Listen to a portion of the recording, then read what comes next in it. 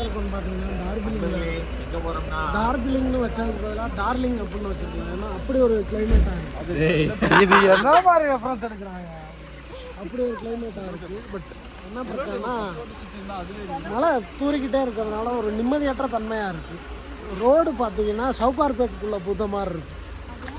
சந்து திரும்ப முடியலை, மெயின் ரோடே இல்லை. இங்கே வந்து பூரா சந்து. ப்ளஸ் இந்த ஊரில் வந்து பார்த்தீங்கன்னா ஒரே ஸ்கூல் தான் இருக்குது. அந்த ஸ்கூலில் ஒரு 3000 குழந்தைகள் படிக்கிறாங்க. 3000 குழந்தை 3 மணிக்கு வெளியே வந்து ஊரே திருவிழா மாதிரி ஜெய் ஜெய் ஜெய் ஜெயின்னு இருக்காங்க.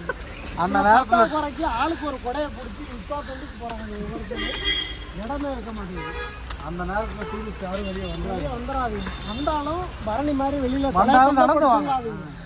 தலையை தொங்க போட்டு தூங்கின பரணிக்கு நெத்தியில் கோடு போட்டு போயிட்டு பேச முடியல, இழக்குது. வேற யாராவது பேசி எல்லாம் டப்பிங்கில் பேசிப்போம். டப்பிங் இல்லையா? ஆமாம், காலான்லாம் வந்துருக்கு. இப்போதைக்கு கண்டென்ட் வேணும்ல. இப்போதைக்கு கண்டென்ட் நீ பேக் மரியாதையை இப்போ வாங்கிக்கலாம்.